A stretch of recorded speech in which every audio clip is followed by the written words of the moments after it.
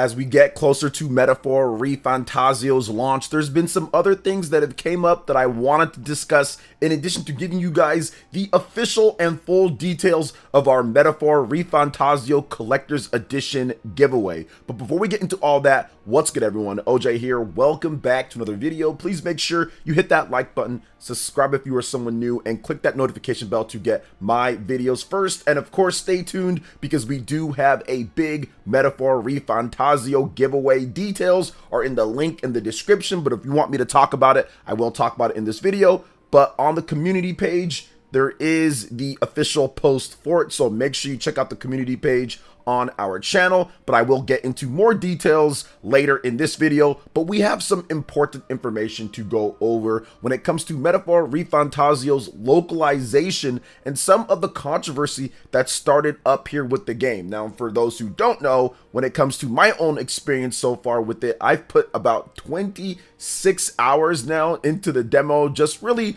grinding out money and Magla and all that for when I do get the game, I can just simply transfer over that save file. So I've seen most of what the game offers in terms of the demo at this point, and I went through and I've beaten most of what I can, and I'm really enjoying it so much. I'm learning a bunch of advanced little tips and tricks that I plan on putting into a video as well once the game does come out, so you guys can have just a little bit of a starter pack to kind of get going if you're just starting fresh. But I want to talk about this right here when it comes to the localization for Metaphor ReFantazio. There's been some stuff that people are saying potentially that it could be a bad quality localization or not necessarily conveying exactly what the developers wanted to from Japanese to English. So we're going to go down exactly what's being said here, the translation, and some of the arguments on both sides. So this was from Scratch Point on Twitter, and he states that this does not bode well for the localization quality of Metaphor ReFantazio. Whenever the usual suspects are at the helm, one can always expect a particular unsavory flavor added to the script. Definitely one to keep an eye on. So in this here, we're going to start from the top to the bottom. We're here with Gallica, and she says, the Elder tribe is already rare, so be careful. Try not to get tangled up with them, which means a dopey Elder kid's gonna stick out like a sore thumb. Try to keep your head down, okay? Do you know where you are going? If you are in doubt, feel free to ask. Do you know where we're going? Feel free to admit that you're lost and ask me for advice. A little bit of a switch up in terms of personality and how she's acting towards the main character. But it's interesting. It's interesting that people sometimes feel the need that that's a little bit too much. Now let's get into the next one here when it comes to the captain and what he says. You are from an aristocratic family. Why is someone here who should have no trouble eating? A blue blood, are you? The army's no place for a velvet swaddled lordling. Why are you here? Next one is, that's fine. I'll accept your enlistment. However, in the military, orders from superiors are absolute. Even death is included in the mission. Fine, lordling. Welcome to the guard, where it'll be your privilege to die screaming and bloody in service of your country. I'm going to force the reality into this young brat. At best, die for the sake of your country. But mark my words, war will turn your arrogance to piss. When your corpse is plucked from the mud, do try to look patriotic. Now, also on Twitter, to kind of counteract some of the stuff that's being said here, Waru said, Gallica is too sassy and rude in the localization. It's not faithful to her character. Well, tell Atlas Japan that. He links the source, you have it right here, and it says, she doesn't mince words, but she is a reassuring ally on his journey, talking about the main character. Default name is Will, but you can name him anything that you want. So he's trying to say, hey, look, Atlas feels that she is a bit sassy. She does add a bit more flavor onto it because she doesn't mince her words. She lets you know exactly what's going on or what she's feeling at the time. So I think that they're doing their best overall, but once again, it's okay whether you feel that it's a little bit too much or it's not. We're going to have to wait and see till we see the full game and all the different dialogue and everything. But I think it's going to be interesting just to see how people feel about it overall. Now, what do you guys think about that when it comes to these two comparisons with that? I know localizations, they try to actually go off the tone that is trying to be conveyed when it comes to it. And looking at one language to another can always be difficult on trying to convey that tone and then putting it into words that would make sense for the specific character. So it's going to be very interesting. I'm going to be looking through what you guys have to say here, how you guys feel in terms of some of the attitude or flavor that they added.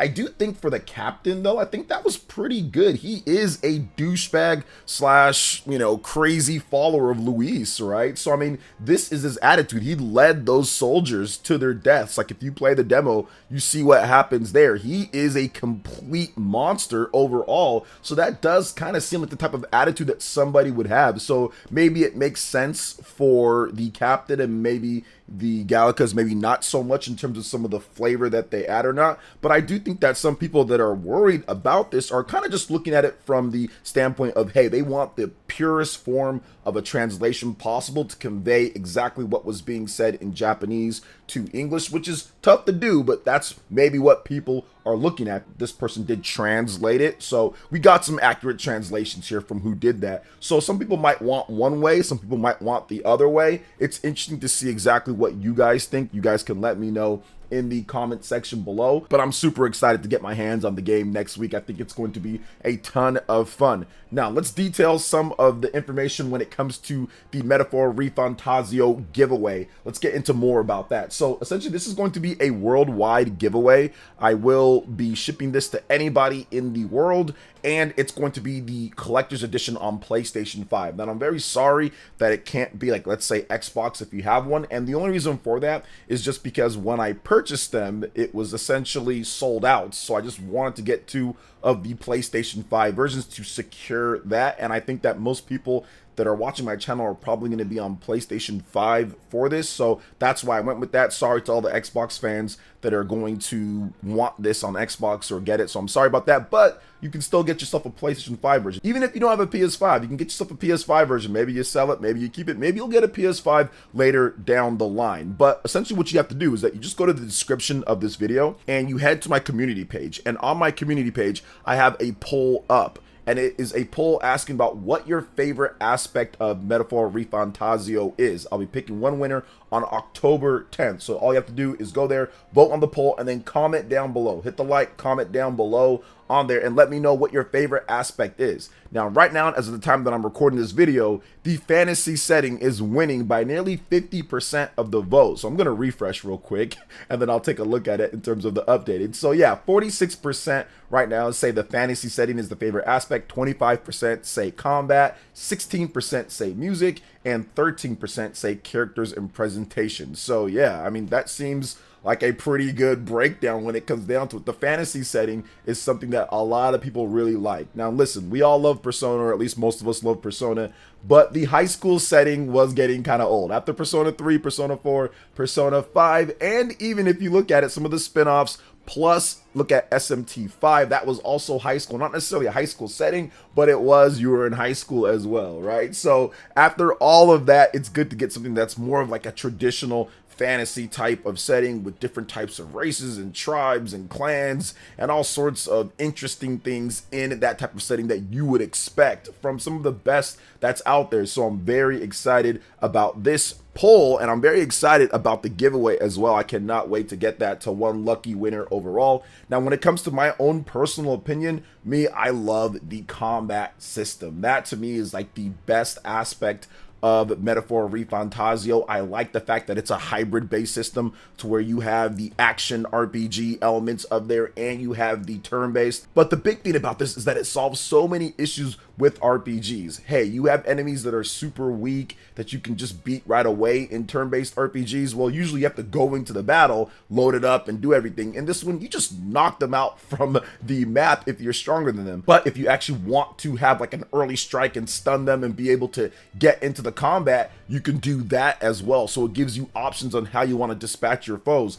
I love the fact that based off of the different archetype class that you have different weapons that are available to you with more range or distance or a bigger sword, more damage, whatever the case is. So it's pretty cool how they've set up this system. And I also love about the fantasy setting, no more going to the school, right? Like going to the school and the demon negotiations and doing all that is done. You have a really cool class-based system with one of the best innovations, a small thing, but a great thing overall. And I'm wondering why more developers didn't do this, but it's super cool because in the game, if you advance your class all the way to 20 for a master rank, you can still continue to get leveling gambling. But what they do is that you'll stay at 20, but anytime that you get 1,000 of the A points or A experience for their archetypes, you get like a hero's leaf or something like that, and essentially gives you 1,000 experience that you can spend on any archetype that you have. So you can continue building up other archetypes even if you don't want to switch the archetype of that one class that you're on. So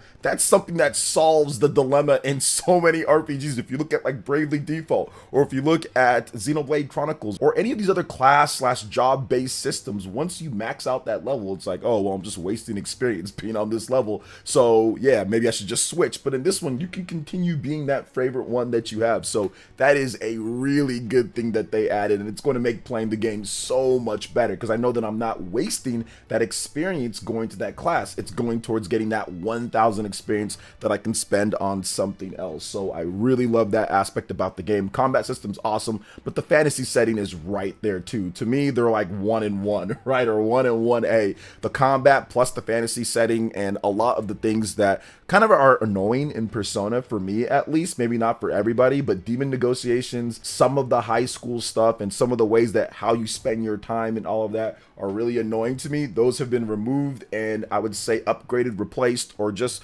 flat out changed overall. So to me, there is a lot different when it comes to Metaphor ReFantazio. I think it's a great third pillar to stand alongside SMT, Persona, and now here. So I cannot wait to get into the game next week. It's going to be so much fun going through, making videos, content, all of that. So make sure you hit that like button, guys. Make sure you subscribe. Check out the link in the description. We've got the Metaphor ReFantazio PlayStation 5 Collector's Edition giveaway going down right now. Enter in. And I want to say thank you so much once again for watching the video. I appreciate it, and we'll see you for the next one. Peace.